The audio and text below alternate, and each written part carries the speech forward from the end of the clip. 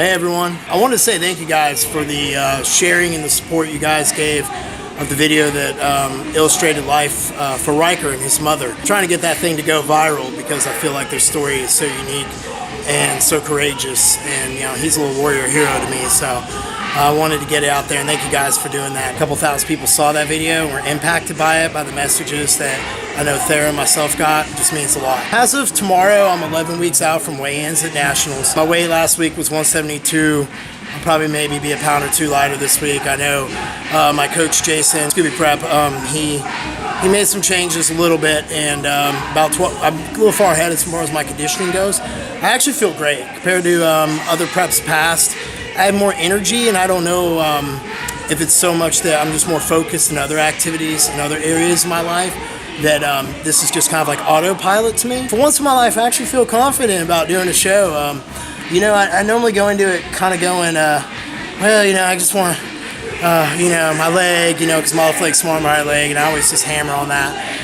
And this year I go into it going, you know what, I think I belong in that top 5 is what I'm telling myself. So I'm pretty confident that as long as I can uphold my end of the deal and bring the conditioning that I did at Junior Nationals, which I hope to bring better than that I should be able to be in the mix-up for top 5. Pressure to me is a gift. I learned at a young age that, with all the surgeries, everything I had to do, same with like Riker, that's why I relate to him, that pressure is a gift. You want pressure. To me, stress is just a part of life, and the difficulties of life is just life. And those little glimmering moments of happiness is just what keeps me going. And to know that I'm in a spot where I'm at with my disease, considering everything I've overcome, to be able to have a chance to compete with the best in the country, it's an honor for me to go up against those guys I've never even met. Mentally, at this point, I'm actually really good. It really doesn't start wearing on me until the last 4 weeks. People kind of tease me that, Jeff, he's probably hungry, he doesn't, look happy or whatever. And it's just, he used to get tired. Every year it's been easier for me in prep, especially these last 3 years. I get up Monday through Thursday at 3 a.m. Friday, Saturday, and Sunday I sleep until about 5 a.m. and then I get up. I do better just in a constant routine. So mentally that really does help me. I do my cardio year-round, I read. I started my 58th book of the year. I journal. I'm back into playing guitar every night. So I have my little stuff to kind of keep me mentally going. I have a great support system around me. I got a great staff. I've got a great business partner in Sarah. I've got a great partner in Ashley. She helps me out so much with my food.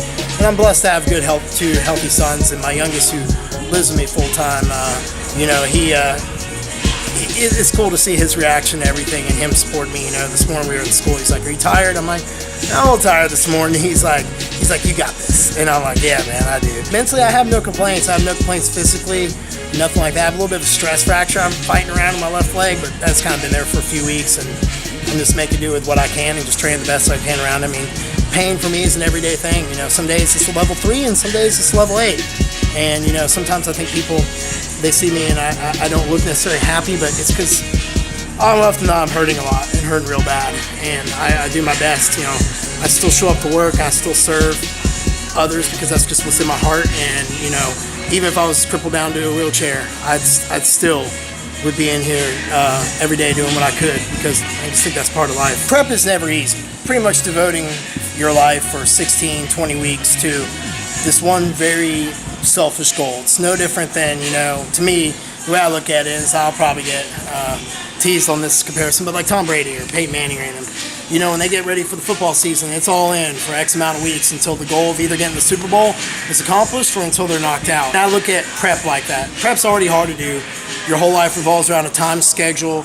It revolves around workouts, it revolves around the eating, and it revolves around keeping your stress to a minimum. That being said, it's been a tough few months this summer. I had my oldest son here for a few weeks, and then my dog, who I just love more than anything, she passed away suddenly with a problem with her heart. My business partner recently passed away August 15th. I guess what I'm getting at is it's never perfect. I'm going to relate this to is people, you start a diet, you'll do good for 4 or 5 days. I hear this all the time. Someone will be like, "Oh, I had a bad meal, so on Friday, I'm just going to do bad the rest of the day, and I'll start tomorrow." And then they wake up and go, "It's the weekend. I'll start on Monday." Time is what time is, and you have to take advantage of it when you have it, because time is fleeting. The sands of time are never stopping for you. Time's more important to me than money, and that is something that I think I 10 years ago didn't realize because I was too busy trying to build a career and everything like that and doing everything that I thought I should do. And I was never chasing time and understanding that happiness is built into time. There's never a right time to do anything. There's always going to be stresses. Life always changes. It changes on a dime. To me, it's just a matter of how mentally strong I am to be able to push through every distraction, everything that is trying to derail me from something that I want to do for myself.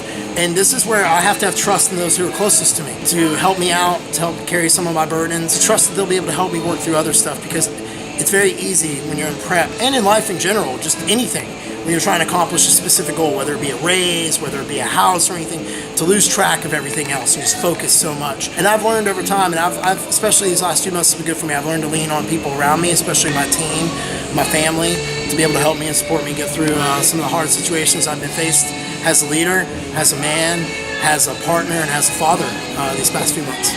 You know, it's probably a little bit darker today because people are getting a little bit of insight into my mind. I personally think it's positive. I just understand that that's just how life is. It's habits and discipline. My pursuit of going to nationals is because I've been working out bodybuilding since I was 15. To me, I turned 38 September 25th. It is a project of over 20 years, 22 plus years that I've never given up on.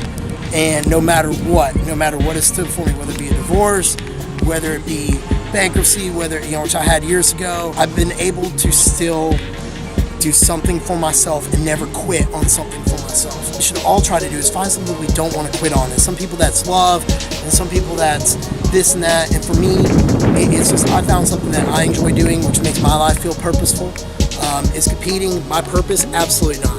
Inspiring is my purpose. I use bodybuilding and competing as a means to hopefully inspire other people that you can do anything you want. Doctor said, hey, you never walk without a crutch and wheelchair. Yeah, whatever.